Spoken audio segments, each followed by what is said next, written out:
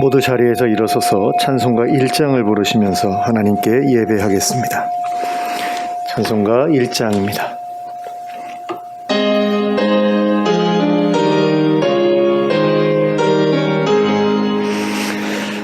만복의 근원 하나님, 온 백성 찬송 드리고 저천사여 찬송하세. 찬송 성부 성자 성령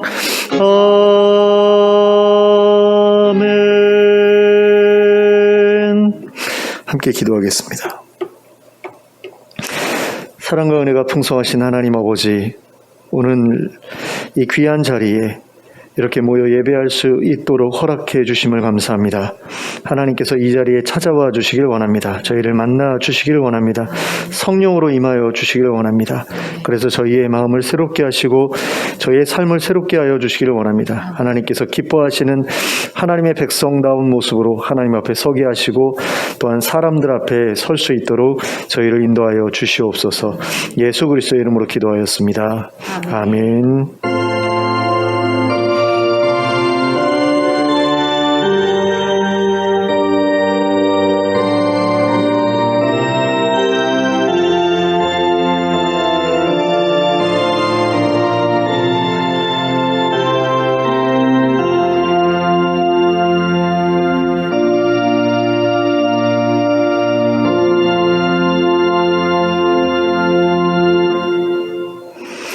찬송가 42장을 함께 찬송하겠습니다.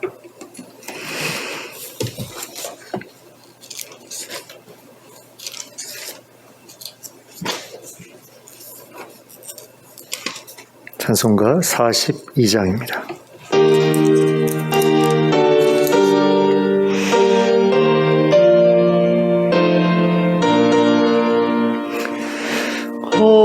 거룩한 주님께 예배를 드리세.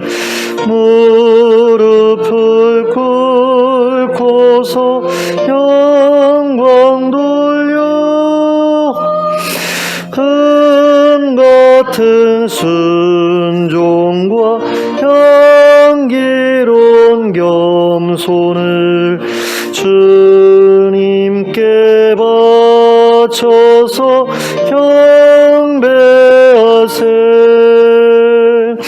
주 앞에 삼가서 겸손히 행하면 주 너를 언제나 돌보시리. 말씀엔 위로와 기도의 응답을 내 갈 길 바르게 인도하리. 주 앞에 설 때에 두려워 말아라. 가난한 우리를 도우시리. 보배로운 진리와 온유한 사랑은 주님께 다 바칠 귀한 예물. 떨면서 바치는 이 작은 예물도 주님은 귀하게 받으시리.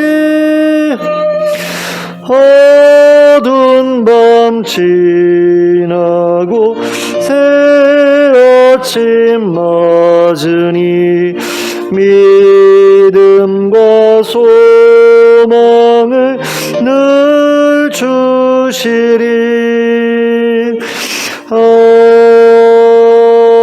아멘. 교동문 52번 시편 119편을 함께 교독하겠습니다. 교동문 52번 시편 119편입니다. 제가 먼저 시작하겠습니다. 청년이 무엇으로 그의 행실을 깨끗하게 하리이까? 주의 말씀만 지킬 따름이니이다. 내가 전심으로 주를 찾았사오니 주의 계명에서 떠나지 말게 하소서. 내가 주께 범죄하지 아니하려 하여 주의 말씀을 내 마음에 두었나이다. 찬송을 받으실 주 여호와여, 주의 율례들을 내게 가르치소서. 내가 주의 법도들을 작은 소리로 읊조리며 주의 길들에 주의하며 주의 율례들을 즐거워하며 주의 말씀을 잊지 아니하리이다.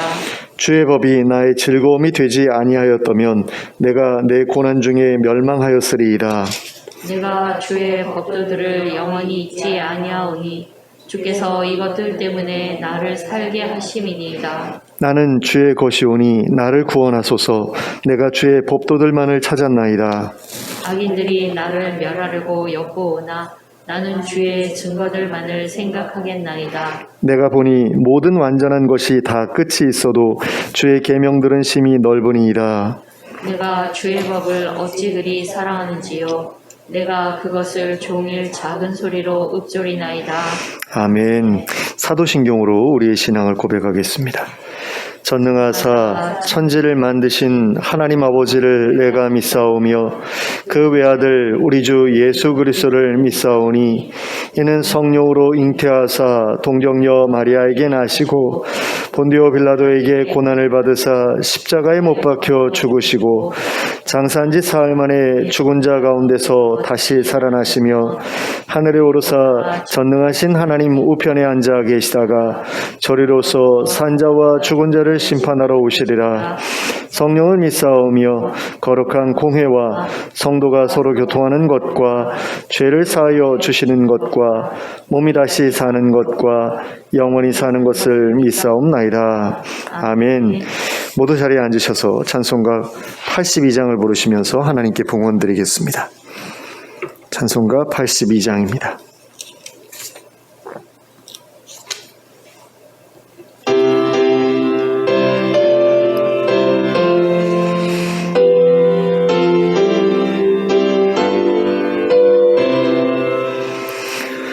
성도의 어린 양이 죄 지고 가시니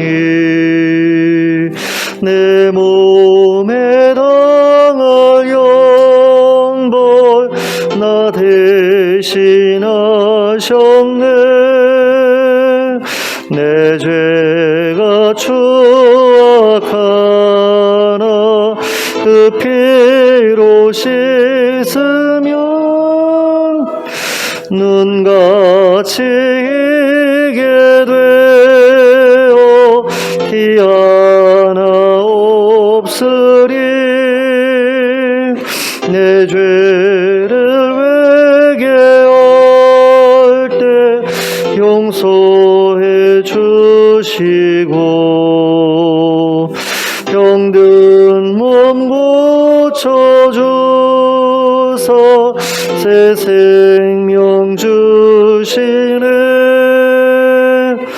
내 속에 쌓인 근심 한없이 그것만 주 친히 벗겨주사 위로해 주시네. 내 주를 의지하니 내 맘이 편하고 주 나를 붙드시니 내 앞길 환하다.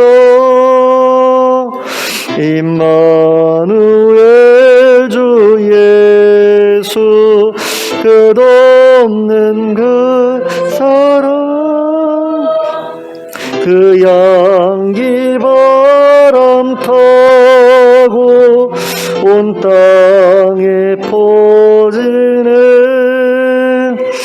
주 예수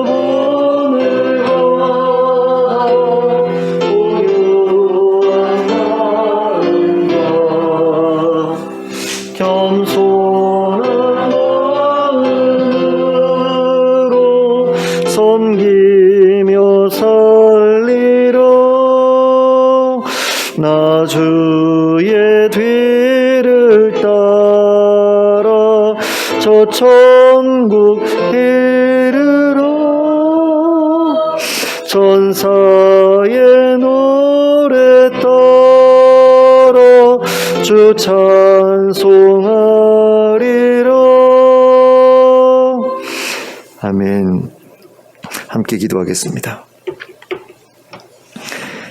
사랑의 하나님 아버지, 하나님께서 저희를 사랑하여 주시고 하나님의 자녀 삼아 주시고 하나님 나라의 백성으로 살 수 있게 해주신 것을 감사합니다. 하나님 나라를 우리가 소망할 때에 이 땅에서 먼저 우리가 하나님 나라에 합당한 자라는 사실을 하나님과 사람들 앞에 보여줄 수 있어야 마땅함에도 불구하고 그러한 사명을 잊어버리고 또는 알지 못해서 자기 마음대로 살아가면서도 자신에게 믿음이 있다는 이유로 아무런 염려 없이 걱정 없이 살아가는 이들이 참으로 많습니다. 하나님, 우리가 그런 잘못된 태도에서 온전히 벗어나게 되기를 원합니다. 아멘. 우리가 예수님을 더 많이 닮아갈 수 있기를 원하고 아멘. 예수님처럼 살아갈 수 있기를 원합니다. 참으로 온유한 마음과 겸손한 마음을 가지고 다른 사람들을 섬기면서 살아가는 저희들이 되게 하여 주시고 그런 가운데 저희의 삶 속에서 하나님 나라를 직접 살아낼 수 있게 해주시기 원합니다. 우리의 가정을 하나님 나라와 같이 바꾸고 또 우리의 교회를 또 우리의 직장을 우리가 만나는 모든 사람들과의 관계를 하나님 나라에서의 모습과 같은 그런 모습으로 바꾸어갈 수 있도록 허락해 주시고 그런 가운데 많은 이들에게 하나님 나라의 소망을 보여줄 수 있게 해주시길 원합니다. 단지 입으로만 복음을 전하는 것이 아니라 우리가 그 복음을 복음답게 누리고 있다는 것을 모든 이들에게 증거할 수 있도록 저희를 인도해 주시옵소서. 저희의 부족함, 저희의 연약함을 하나님께서 돌보아 주시길 원합니다. 책임져 주시길 원합니다. 저희가 할 수 없는 그 일까지도 하나님의 능력과 권위로 말미암아 할 수 있는 그런 일들이 저희의 삶 가운데서 점점 더 많아지게 하시고 그래서 저희들이 점점 더 변화되게 하시고 그래서 하나님 나라에 어울리는 사람으로 누가 보더라도 부인할 수 없을 정도까지 바뀌어갈 수 있도록 도와주시옵소서. 하나님, 그런 일을 위해서 우리가 이 교회에 모였고 또 한 가족이 되었습니다. 믿음 안에서 한 지체가 되어서 하나님 나라를 함께 꿈꾸고 있는데 그 새로운 관계를 저희가 귀하게 여길 줄 알게 하시고 정말 함께 하나님 나라에서 함께 먹고 마실 그 식구가 되었음을 기억하면서 서로에게 더욱더 관심을 쏟고 또 섬길 수 있는 그런 저희들 모습 될 수 있도록 인도하여 주시옵소서. 그래서 우리가 정말로 함께 예배하고 예배할 뿐만 아니라 함께 먹고 마시는 가운데 우리의 속에 들어있는 이야기까지도 다 터놓을 수 있는 관계가 되게 하시고 그것을 다른 이들에게 떠벌리는 것이 아니라 하나님 앞에 가지고 나아가 그를 위해 중보하는 그런 모습들이 저희들에게 있게 하여 주시고 그래서 우리가 서로를 신뢰하고 서로의 아픔을 나눌 수 있게 되기를 원하고 그 안에서 또한 우리가 위로와 격려를 얻을 수 있게 되기를 원합니다. 그래서 저희의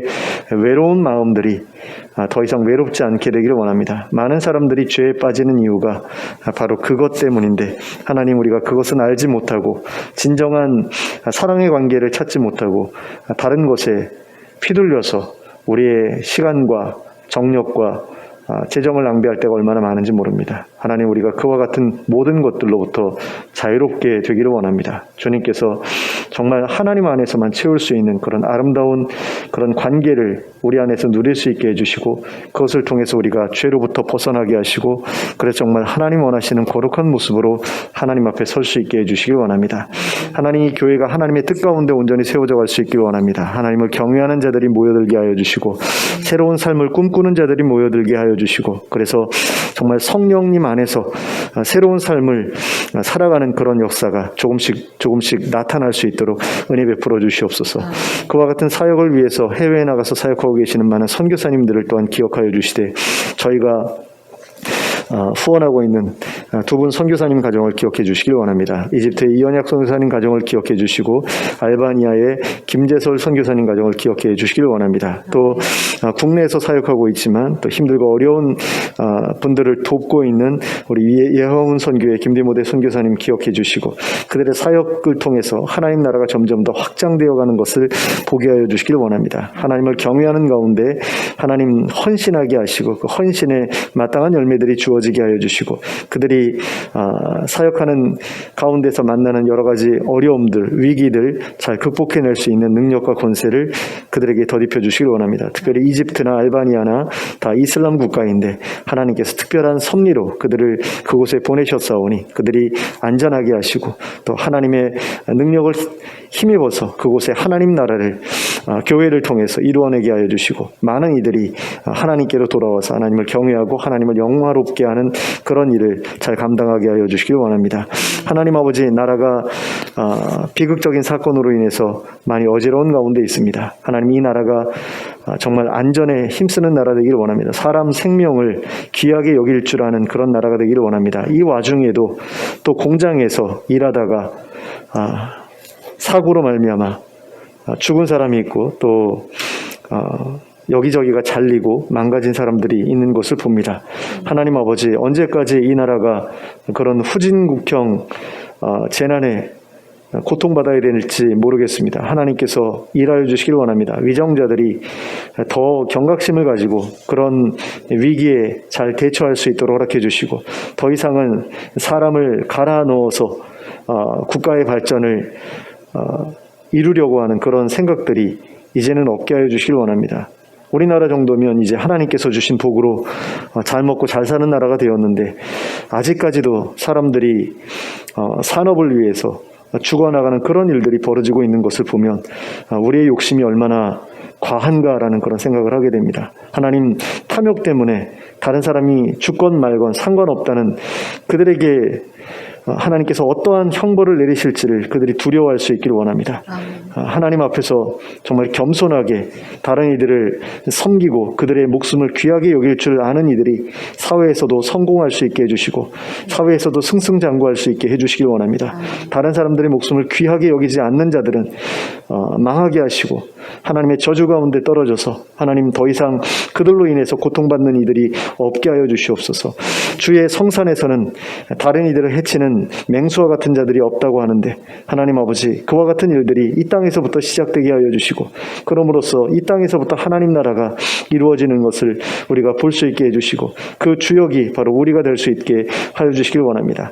늘 높아지려고 하고 늘 남들을 자기 밑에 계단처럼 사용하려고 하는 그런 사람들이 있는데 우리 믿는 자들은 그런 삶의 고리에서 벗어나게 하여 주시고 하나님께서 원하시는 그 밑으로 낮아져가는 그런 인생을 하나님 기꺼이 감당해낼 수 있도록 도와주시고 그럼으로써 정말로 하나님 백성이라는 사실을 우리 모두가 하나님 앞에서 증명해낼 수 있게 해주시길 원합니다. 그래서 하나님 앞에 섰을 때에 누구도 버려지지 않고 누구도 거절당하지 않는 그런 일들이 우리에게 허락되기를 원합니다.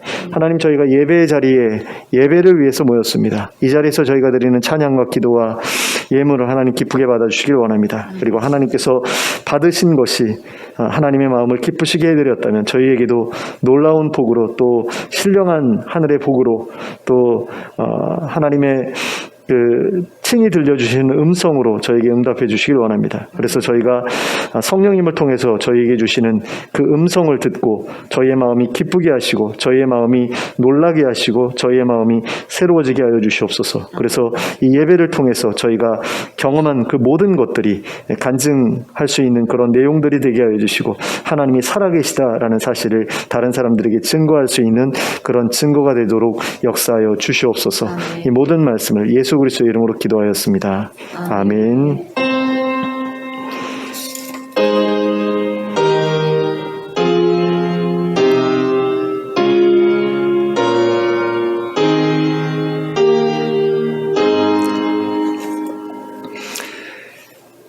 잘 오셨습니다. 좌우를 눌러보시면서 인사 나누시기 바랍니다.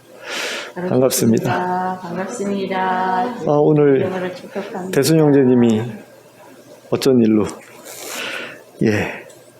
자, 교회 소식은 뭐 특별한 게 없어서요. 인사부터 했습니다. 하나님의 말씀으로 바로 들어가도록 하겠습니다. 누가복음 9장 37절부터 50절까지 말씀입니다. 누가복음 9장 37절부터 50절까지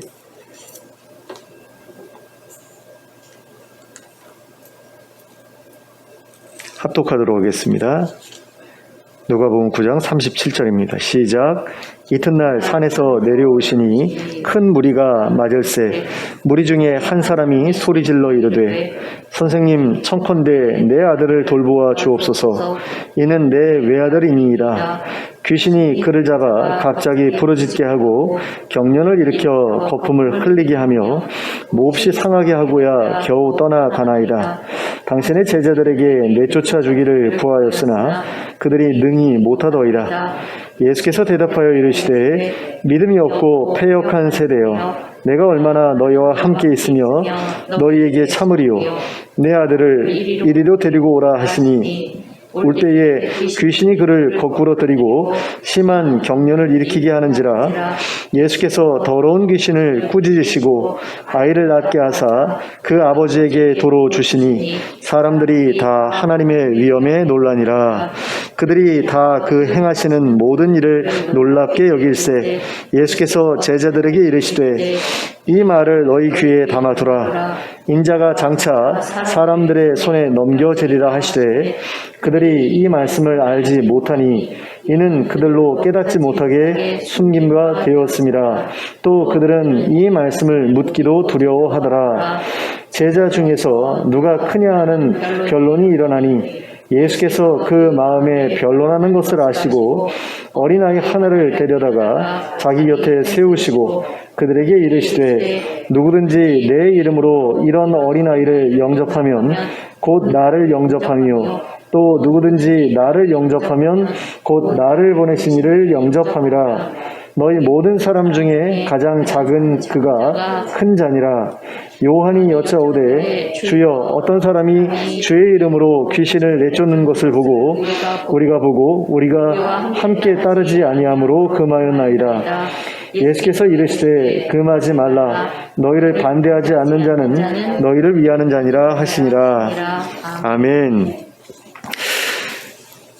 TVN이라는 텔레비전 채널에서 방영됐던 슬기로운 의사생활이라는 드라마가 있습니다. 많이들 보셨을 텐데요. 한 대학병원에서 근무하는 의사들이 주인공이 되어서 병원에서 벌어지는 다양한 의료 활동과 인간관계를 그려낸 드라마입니다. 근데 이런 의학 드라마에 나오는 에피소드들 가운데 가장 우리의 마음을 가슴 아프게 하는, 우리의 마음을 아프게 하는 내용들을 꼽아보면 아무래도 어린 아이가 질병으로 고통을 겪고 있는 내용들이 아닐까 싶습니다. 그리고 사랑하는 아기 또는 아이의 고통을 보면서 힘들어하는 부모들의 모습을 볼 때만큼 슬프고 괴로운 감정을 느끼게 되는 경우가 없는 것 같습니다. 얼마 전에도 재방송으로 그런 장면이 나오는 것을 보았는데요. 아주 어린 아이, 태아예요. 그런데 식도가 만들어지지 않은 그런 아이라 게다가 또 조산기도 있었고, 그래서 그 아이가 태어나자마자 이제 수술로 식도를 만들어주는 그런 내용이 나왔는데, 그 부모들이 그 이야기를 듣고서 그 가슴 아파하는 그런 장면을 보면서 얼마나 힘들까라는 그런 생각이 들더라고요. 그리고 수술이 잘 끝났다는 이야기를 듣고서 안도하는 그 부모들의 모습을 보면서 참 같이 마음이 이렇게 놓여지는 어떤 드라마임에도 불구하고 실제로 벌어진 일이 아닌데도 불구하고 그런 느낌을 갖게 되었던 그런 일이 얼마 전에 있었습니다. 사실 저희 아들도 그런 일이 있었거든요.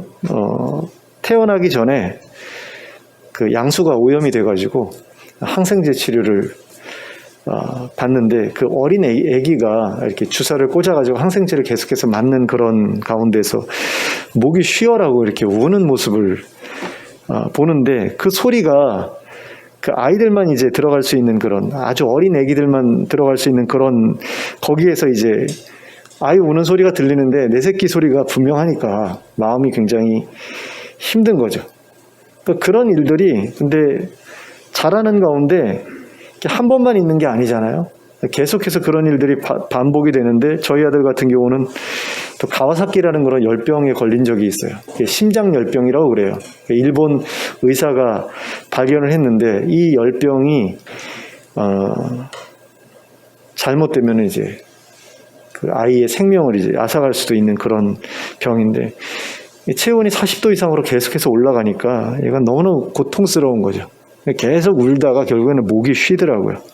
근데 그거를 어떻게 체온을 떨어뜨려 줄 수 있는 방법도 없는 거예요. 약을 써도 그게 약효가 별로 나타나지 않으니까.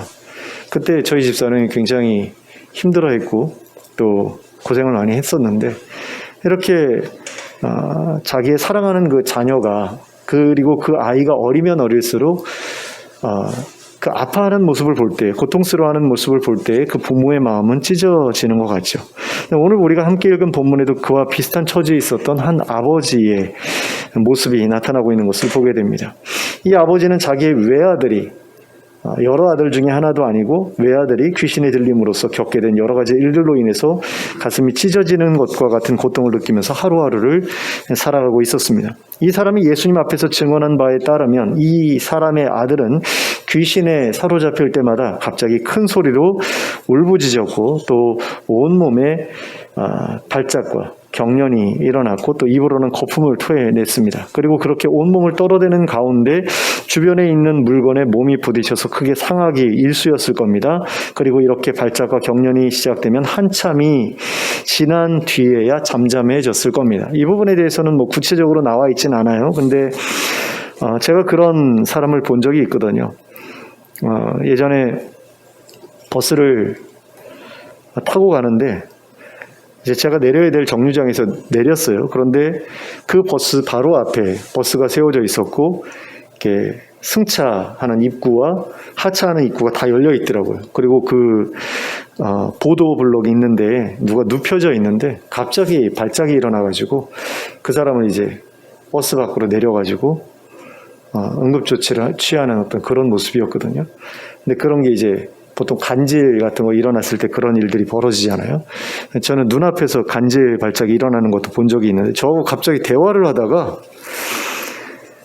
간질이 시작이 되는 거예요. 근데 갑자기 몸이 굳더라고요. 그러더니 누워가지고 막 온몸을 떨어대는데 그런 식으로 서 있다가 만약에 간질이 시작됐다 그러면 당연히 쓰러질 것이고 그런 가운데 온몸이 이렇게 떨리는 가운데 주변에 있는 물건들과 막 부딪히면서 상처가 생기는 건 당연한 일 아니겠습니까? 그리고 그런 증상이 시작되면 금방 가라앉지도 않거든요. 그게 오래 걸리잖아요. 그러니까 그런 모습을 부모가 옆에서 계속해서 지켜봐야 된다라고 했을 때 굉장히 그거는 고통스러운 일이 아닐 수가 없는 거죠. 그래서 이 사람은 자기 아들의 문제를 어떻게든 해결해 보려고 굉장히 애를 많이 썼을 겁니다. 그러던 가운데 이제 예수님을 찾아오게 된 거죠. 의사들로서는 이와 같은 증상을 고칠 수가 없었기 때문입니다. 그런데 하필이면 이 사람이 예수님을 찾아왔을 때 예수님이 그 자리에 계시지 않았죠. 3명의 제자들만 데리고 산에 올라가셨다라는 이야기를 듣게 된 겁니다. 다음 날이면 예수님이 산에서 내려오실 것이 분명했지만 이 사람의 입장에서는 하루라도 빨리 자기 아들을 귀신으로부터 자유케 해주고 싶었을 겁니다. 그래서 이 사람은 남아있던 9명의 제자들에게 자기 아들에게서 귀신을 내쫓아달라고 부탁했습니다.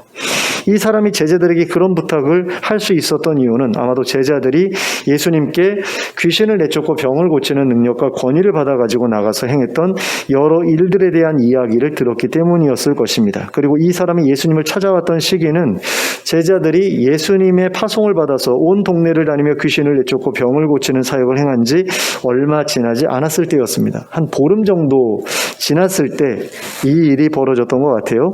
그러므로 이 사람은 예수님이 아닌 제자들이라고 하더라도 자기 아들을 귀신으로부터 자유케 해줄 수 있을지 모른다고 생각했을 겁니다. 하지만 예수님의 제자들은 이 아이에게서 귀신을 쫓아내지 못했습니다. 그래서 이 아버지는 예수님이 산에서 내려오시기를 기다려서 예수님께 자기 아들을 귀신으로부터 건져달라고 부탁드려야 했습니다. 이때 이 아버지의 심장이 얼마나 조여들었을지 한번 생각해 보시기 바랍니다. 예수님의 제자들이 온갖 애를 다 썼는데도 귀신이 나가지 않았는데 예수님이라고 해서 다를까? 이런 생각을 했을지도 모르겠어요. 그리고 예수님마저도 귀신을 내쫓지 못하신다면 어떻게 해야 되나? 이런 생각을 했겠죠. 자기 아들이 귀신에게 사로잡혀 고통받는 모습을 죽을 때까지 옆에서 지켜보아야 한다라는 그런 생각이 들었을 때 얼마나 두려웠겠습니까? 그리고 만약 그런 생각이 들었다고 한다면 그런 마음을 품었을지도 모르겠어요. 이번에도 이 아이가 낫는 모습을 보지 못한다면 그런 모습을 계속해서 지켜보며 사느니 차라리 이 아들을 죽이고 나도 죽어야 되겠다. 우리나라 부모들이 보통 이런 생각을 가지고 우리가 동반자살이라고 예전에는 얘기를 했잖아요. 근데 요즘에는 그렇게 얘기 안 하죠. 그러니까 살인 후, 그러니까 직계존속 살인 후 자살이라고 이야기를 합니다. 그러니까 죽으려면 자기나 죽지 왜 가족들까지 죽이냐라는 건데, 솔직히 부모로서 이런 마음 품게 되는 것은 어떤 부분에서는 자연스러운 일일지도 모르겠어요. 왜냐하면 내가 돌봐야 된다는 어떤 책임감인 거죠. 내가 이 아이를 어떻게든 돌봐야 되는데 내가 죽고 나면 이 아이는 도대체 누가 돌볼 것인가? 그럼 얼마나 비참한 삶을 이어나가게 될 것인가? 차라리 죽는 게 낫지 않을까? 이런 생각 때문에 이제 그런 생각도 하지 않습니까? 근데 이 아버지의 마음속에도 어쩌면 그런 생각이 있었을지도 모른다라는 거죠. 그러니까 근데 분명한 것은 예수님께 이 사람이 자기면서도 예수님께서 이 문제를 해결하실 수 있을 거라는 확신이 이 사람에게는 없었다라는 거예요. 그래서 예수님께서는 이 사람과 제자들의 모습을 보시면서 크게 실망해서 이렇게 말씀을 하십니다. 41절 말씀입니다. 믿음이 없고 패역한 세대여, 내가 얼마나 너희와 함께 있으며 너희에게 참으리요. 내 아들을 이리로 데리고 오라. 여기서 믿음이 없고 패역한 세대여라는 호칭은 누구를 가리킨 호칭일까요? 제자들에 대한 호칭일 수도 있어요. 야, 니들 믿음이 없어가지고 이거 하나 해결 못하냐, 뭐 이런 말씀일 수도 있는데, 이 아버지를 향해서 하신 말씀이기도 합니다. 이 말씀은 이 사건을 똑같이 기록하고 있는 마가복음 9장의 기록을 보면 이 사람은 예수님께 자기 아들을 도와달라고 부탁드리면서 이렇게 이야기를 해요. 무엇을 하실 수 있거든 우리를 불쌍히 여기사 도와주옵소서. 뭐라도 할 수 있으면 도와주세요. 그랬더니 예수님 뭐라고 말씀하십니까? 할 수 있거든이 무슨 말이냐? 믿는 자에게는 능히 하지 못할 일이 없느니라. 이렇게 말씀을 하시죠. 이것은 책망의 말씀이거든요. 그러니까 네 말 틀렸어. 이게 아니라 아예 글러먹었어라는 그런 이야기인 거죠. 그런 믿음을 가지고 뭘 도와달라고 하느냐라는 그런 책망이었다라는 겁니다. 그러자 그 아버지는 큰 소리로 이렇게 대답했습니다. 내가 믿나이다. 나의 믿음 없는 것을 도와주소서. 그러니까 믿음이 없는 게 분명하죠.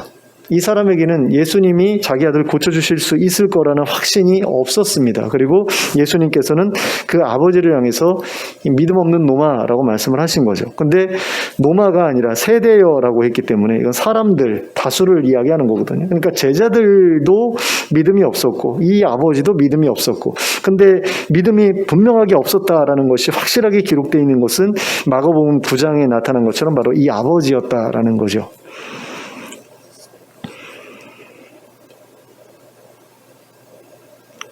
그 다음으로 이제 패역하다고 책망하신 대상 역시 그 아버지였다라고 할 수 있습니다. 왜냐하면 여기서 패역하다라고 번역된 단어가 굉장히 그 어떤 센 느낌을 주잖아요. 패역이라는 단어가. 그런데 이걸 그 원어로 보면 이제 그릇된, 그러니까 좀 속되게 이야기하면 글러먹은이라는 의미를 가지고 있는 그런 단어거든요. 예수님께서는 그 아버지의 믿음 없는 태도가 그릇된 태도다라고 그렇게 보신 거죠. 고쳐주실 것이라는 믿음도 없으면서 다른 방법이 없으니 될지 안 될지는 모르지만 어디 한번 부탁이나 해보자. 되면 좋은 것이고 안 되면 어쩔 수 없지. 믿져야 본전 아닌가라는 어떤 그런 태도를 가지고 아이를 데리고 도와달라고 나온 그 아버지의 모습을 보면서 어디 믿음도 없이 그런 태도를 가지고 도와달라고 부탁하느냐라고 그렇게 꾸짖으셨던 것이다라는 겁니다. 그리고 그러한 책망을 받은 이 아버지는 곧바로 자신의 잘못된 태도를 회개합니다. 그리고 자기의 믿음 없는 것을 도와달라고 간구하죠. 그러자 예수님께서는 그 아이를 데려오게 하셔서 그 아이에게 붙어 있었던 더러운 귀신을 쫓아내셨습니다. 그리고 그 아이를 낫게 하셔서 아버지에게 돌려주셨습니다. 얼마나 놀랍고 감사한 일입니까? 근데 이 아이를 예수님께 데리고 올 때 귀신이 쫓겨나가지 않으려고 그 아이를 거꾸로 들이고 온몸에 경련을 일으켰지만 예수님께서는 조금 더 당황하지 않으셨고 흔들리지도 않으셨습니다. 그리고 간단하게 귀신을 제 앞에서 내쫓아 버리셨습니다. 그런데 이 아이의 아버지가 예수님의 책망을 듣고서 그 자리에서 변했다라고 할 때에 얼마나 변할 수 있었겠습니까? 그러므로 그 아버지의 변화된 태도 때문에 이 귀신이 이렇게 쉽게 쫓겨나갔다, 이렇게 보기에는 어려운 거죠. 그렇다면 예수님의 제자들이 이 아이에게서 귀신을 내쫓지 못했던 그 이유 가운데에는 이 아버지의 태도 말고도 다른 문제가 있었다고 보아야 한다는 겁니다. 그러면 그 문제는 무엇이었을까요? 무엇 때문에 이 아이에게 붙어 있었던 귀신을 내쫓는 일에 제자들이 실패할 수밖에 없었던 걸까요? 앞에서는 이 아버지의 믿음이 없었기 때문이다 우리가 얘기를 했지만, 그러나 그 믿음 없는 것이 예수님께는 별로 큰 문제가 아니었거든요. 그리고 예수님의 책망을 듣고 이 아버지의 마음이 달라졌다, 믿음이 생겼다라고 할지라도 얼마나 생겼겠느냐라는 거예요. 사실 믿음 없는 것은 여전히 비슷해 보이지 않습니까? 나의 믿음 없는 것을 도와주소서. 그냥 간절함만 강해졌지 믿음이 자랐다고 보기에는 어렵거든요. 그럼에도 불구하고 예수님은 쉽게 고치셨어요. 제자들과 예수님이 뭔가 달랐다, 어딘가 차이가 있었다라는 이야기죠. 그러면 도대체 예수님의 제자들이 어떤 이유로 이렇게 귀신 내쫓는데 실패했을까? 바로 제자들의 마음이 그릇되었었기 때문이다라는 거죠.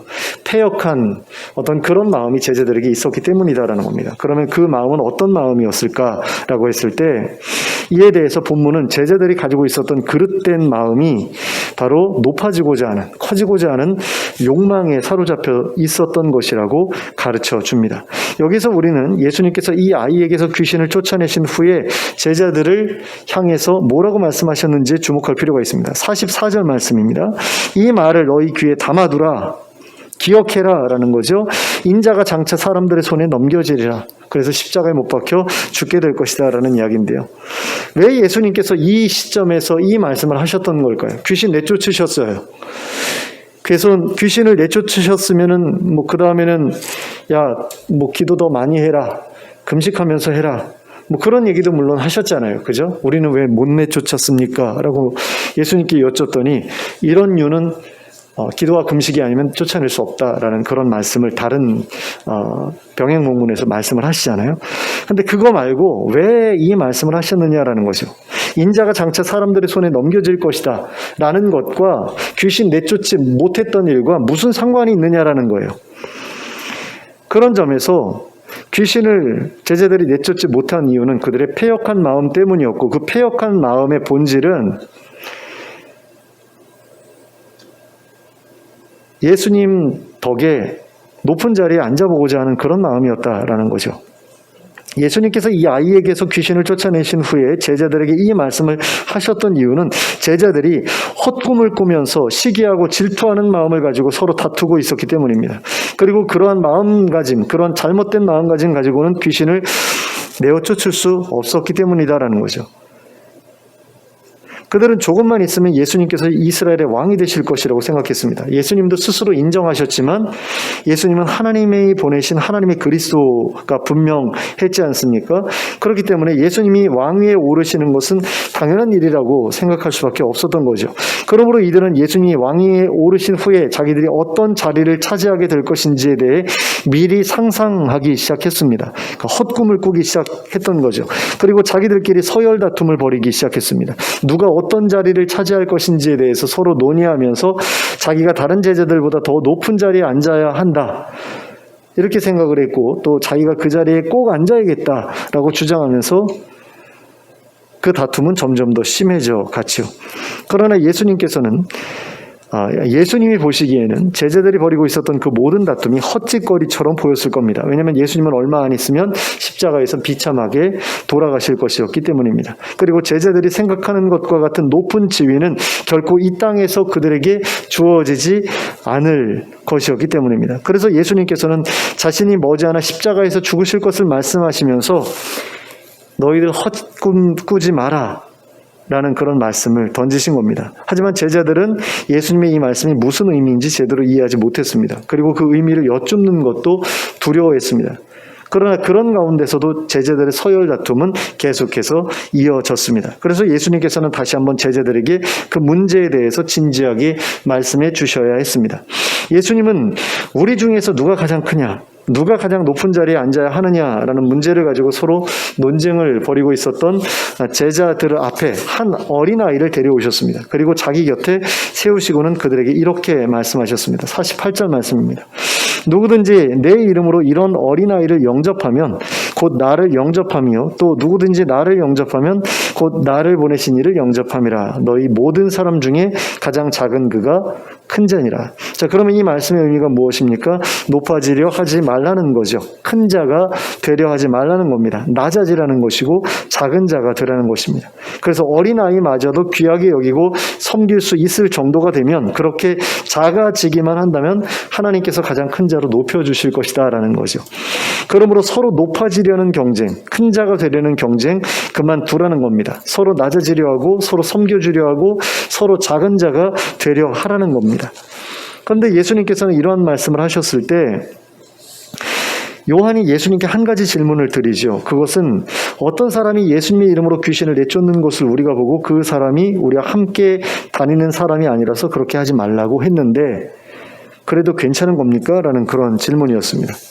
그러면 요한은 어째서 예수님께 이런 질문을 드렸던 걸까요? 그것도 예수님께서 작은 자가 되라고, 더 작은 자를 섬기는 그런 사람이 되라고 하시자마자 이런 질문을 드린 이유는 과연 무엇이었을까요? 요한이 생각해 볼 때에 자기들이 했던 그 행동이 뭔가 잘못된 행동이라는 그런 느낌이 들었기 때문이죠. 제자들이 그와 같은 행동을 했던 이유는 뭘까요? 왜 다른 사람들더러 그런 일 하지 말라고, 예수님 이름으로 귀신 내쫓지 말라고 했을까요? 그건 우리들만이 해도 되는 일이라는 생각이 있었기 때문인 거죠. 그러니까 예수님을 가장 가까이에서 따르는 우리들만이 그 일을 할 수 있다. 이건 또 무슨 이야기입니까? 우리만 특별하다라는 그런 이야기 아닙니까? 우리만 예수님의 이름으로 귀신 내어 쫓을 자격과 권한을 가지고 있어라는 그런 이야기죠. 그래서 그들은 그러한 자격과 권한을 가지고 있지 않다고 생각하는 사람들을 제어하려고 했던 겁니다. 자기들과 똑같은 사역을 하지 못하도록 금지시켰던 겁니다. 어디서 저런 놈들이 우리하고 맞먹으려고 들어라는 그런 태도였던 거죠. 제가 예전에 사역하면서 이와 비슷한 태도로 어떤 담임 목사님에게서 보았던 적이 있습니다. 뭐냐면 축도 있잖아요. 축도할 때 축원합니다. 축원하나이다. 이런 이야기를 하잖아요. 근데 어떤 전도사님이 설교를 끝내고 마무리 지으면서 축원합니다라는 그런 용어를 사용을 했더니 담임 목사님이 부른 거예요. 그래가지고 막 혼내면서 어디 목사도 아닌 게 감히 축원한다는 표현을 쓸 수 있느냐, 쓰느냐. 그러니까 축원이라는 말은 목사만 쓸 수 있다라고 그분은 생각을 했던 거죠. 근데 제자들의 생각도 똑같았던 거라고 할 수 있습니다. 예수님의 이름으로 귀신 내쫓는 건 우리 제자들만 할 수 있어. 이걸 오늘날로 가져오면 축도는 목사들만 할 수 있어. 축원합니다라는 표현도 목사들만 할 수 있어. 너무나 똑같은 그런 이야기죠. 근데 예수님께서 낮아져야 된다 라는 그런 이야기를 하시자마자 요한은 그럼 우리도 뭔가 잘못한 게 아닌가라는 그런 생각을 하게 됐던 거죠. 자기들이 했던 그 일이 잘못된 것 같다라는 그런 생각을 하게 된 겁니다. 그래서 예수님께 그 일을 말씀드려서 직접 확실한 것을 알고자 했던 겁니다. 그리고 예수님께서는 요한의 생각처럼 제자들의 그런 행동을 잘못되었다라고 말씀을 하셨죠. 다른 사람들도 예수님의 이름으로 귀신을 내쫓을 수 있게 내버려 두라고 하셨습니다. 그들은 우리를 돕는 사람들이니 우리 편이라고 하시면서 그들이 우리 편이라면 우리가 하는 모든 일들을 해도 괜찮다라고 말씀을 하시는 거죠. 그래서 사실 목사들이 이거는 목사가 하는 일이고 성도들이면 하면 안 돼라고 하는 그런 일들은 사실 없어져야 되는 그런 일들입니다. 그러니까 세례를 주는 것도 심지어는 세례를 주는 것조차도 목사들만 할 수 있는 그런 일이 아니고 설교하는 일들도 목사들만 할 수 있는 일이 아니고 뭐 결혼식 주례나 뭐 이런 것도 마찬가지고. 근데 목사들은 뭔가 자기들만의 특별한 사람이고 자기들만 그 일을 할 수 있는 것처럼 그렇게 생각하는 그런 경향성이 있는 것 같아요. 근데 그런 것들에 대해서 예수님께서 제자들을 계속해서 혼내셨거든요. 그거 아니야라고 말씀하셨거든요. 그런데 꼭 그런 모습으로 이제 제자들의 모습이 흘러갔던 것을 보는데 목사들도 마찬가지죠. 옛날에는 이 강단이라고 그러죠. 여기 아무나 못 올라왔잖아요. 청소하시는 권사님 정도 이렇게 평신도 중에서는 허락이 됐고 나머지는 여기 못 올라왔거든요. 장로님 정도까지는 또 용납이 됐지만 애들이 만약에 여기에 올라온다 그러면 끌려 내려와서 막 혼나고 그랬잖아요. 근데 그게 아니지 않습니까? 이게 무슨 중요한 의미가 있겠어요? 이건 아무것도 아니죠. 근데 교회를 성전이라고 부르고 뭐 이런 것도 사실 좀 문제가 있는 그런 태도고. 근데 이 당시에 제자들을 보면 자기들을 높이는 일에 온 정신이 팔려 있었다라는 겁니다. 또한 이미 특권의식에 빠져서 자기들과 다른 사람들 사이에 차별이라고 하는 어떤 그런 철조망을 놓고 있었던 것을 보게 됩니다. 그런데 그러던 중에 예수님께서 3명의 제자들만 데리고 산으로 올라가셨다라는 거죠. 누가 봐도 예수님이 그 3명의 제자들을 편애하신다, 이렇게 생각할 수밖에 없는 그런 상황 아닙니까? 그러자 산 밑에 남아있던 9명의 제자들은 그 3명에 대한 질투심과 열등감에 마음이 사로잡혀 버리게 됐던 거죠. 그리고 그러한 그릇된 마음가짐을 가지고서는 예수님께서 맡겨주신 능력과 권위를 제대로 발휘할 수 없었던 겁니다. 그래서 그들은 이 아이에게 붙어 있었던 귀신을 내쫓지 못했던 겁니다. 그러므로 예수님께서 믿음이 없고 패역한 세대라고 말씀하신 대상은 믿음이 없었던 이 아버지 뿐만 아니라 그릇된 마음가짐을 가지고 있었던 이 제자들도 포함하는 것이었다라고 할 수 있습니다. 그런데 오늘날의 교회를 보면 예수님께서 이 아이의 아버지와 제자들을 향해서 책망하며 부르셨던 믿음이 없고 패역한 세대라는 호칭이 너무나 잘 어울리지 않는가라는 그런 생각이 들어요. 예수님께서 이 시대의 교회를 보시면서 믿음이 없고 패역한 세대라고 부르셔도 전혀 이상할 것 같지 않다는 겁니다. 그 이유가 무엇이겠습니까? 첫째는 이 시대의 교회가 믿음을 잃어버렸기 때문입니다. 이 시대의 교회는 예수님을 통해서 일어났던 기적, 성령님을 통해서 일어났던 그런 기적이 이제는 끝났다라고 이야기합니다. 많은 사람들이 기적이 끝났다, 또 많은 사람들이 사람은 절대로 변화되지 않는다, 변화시킬 수 없다, 기도로 병을 고치는 것이나 문제를 해결하는 것, 사람을 변화시키는 것도 그냥 우연한 일일 뿐이지 이게 뭐 기도해서 되는 그런 일이 아니다, 이런 식으로 이야기를 합니다. 그래서 기도를 하더라도 기도해서 해결되면 좋은 일이고 해결되지 않으면 어쩔 수 없는 일이다, 이런 생각을 가지고 기도하는 그런 사람들이 점점 더 늘어나고 있는 것을 봅니다. 그러니까 아이의 아버지와도 같은 그런 태도를 가지고 기도하는 사람들이 점점 더 늘어나고 있다라는 거죠. 그런데 예수님께서는 이러한 태도를 보시면서 할 수 있거든이 무슨 말이냐, 믿는 자에게는 능히 하지 못할 리 없느니라고 말씀을 하셨거든요. 오늘날 기적이 일어나지 않는 이유가 무엇이냐라고 했을 때 결국에는 믿음이 없기 때문이다라고 할 수 있습니다. 기도는 많아도 믿음 없는 기도가 대부분이기 때문에 기적이 일어나지 않는다라는 거죠. 그릇된 마음가짐 가지고 기도하기 때문이다라는 겁니다. 그러니 예수님께서 믿음이 없는 세대라고 책망하셔도 어쩔 수 없는 일이다라는 것입니다. 둘째는 이 시대의 교회가 헛된 꿈을 꾸고 있기 때문입니다. 세상에서 큰 자가 되고 싶어하기 때문이죠. 높은 자가 되고 싶어하기 때문입니다. 낮은 자리로 내려가고자 하는 이들도 없고 작아지려고 하는 자들도 없기 때문입니다. 그러니까 섬기려는 자들은 없고 섬김을 받으려는 자들만 있기 때문이라는 거죠. 목사들부터가 큰 교회를 세워서 큰 목사로 대접하고 싶어하는 것을 당연하게 생각합니다. 큰 목사라는 말 들어보셨죠? 근데 이게 말이 됩니까? 예수님께서는 작아지라고 하시잖아요. 낮아지라고 하시잖아요. 근데 큰 목사라는 건 이건 도대체 무슨 말이죠?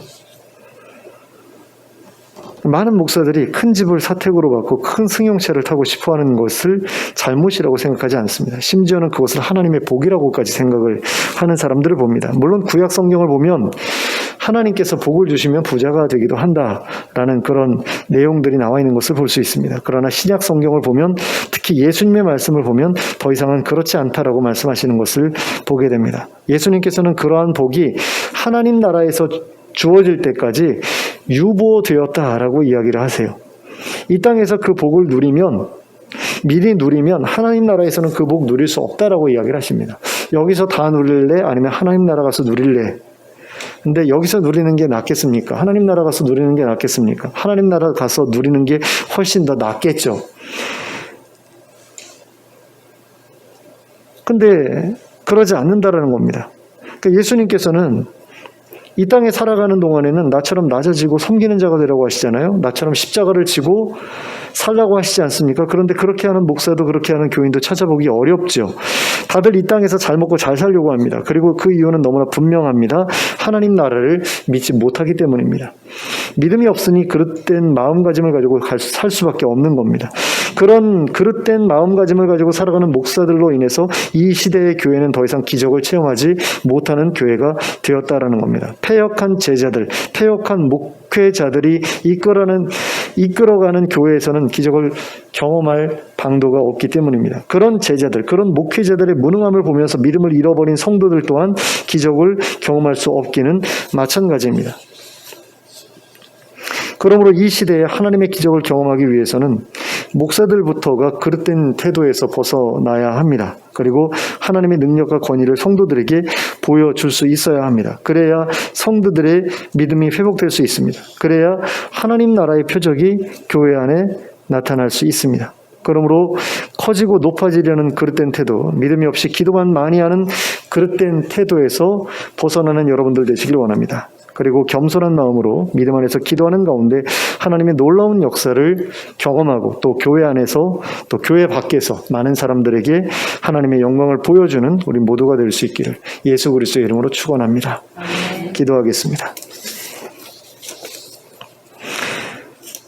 사랑의 하나님 아버지, 우리의 믿음 없음과 패역함을 불쌍히 여겨주시기 원합니다. 또 우리로 하여금 하나님의 능력과 권위를 믿게 하시고 겸손한 태도로 다른 사람들을 섬기는 자들이 되게 하여 주시기를 원합니다. 그래서 우리가 다른 이들을 섬길 때에 하나님의 능력과 권위가 드러나는 것을 볼 수 있게 하여 주시옵소서. 그리고 하나님께서 그 일로 인하여 영광을 받으시옵소서. 예수 그리스도의 이름으로 기도하였습니다. 아멘. 아멘. 모두 일어서서 찬송가 451장을 함께 찬송하겠습니다.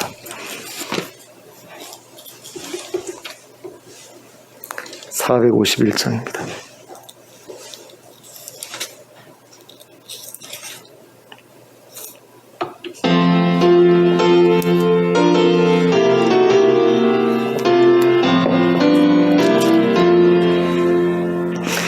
예수 영광 버리사 사람 되신 것 보고 너도 고난 당하나 길이 참으라. 예수 친히 십자가 지고 가신 것 보고 너도 주의 십자가 지고 따르라. 예수 너를 위하여 죽으심을 본받아 너도 남을 위하여 몸을 바쳐라.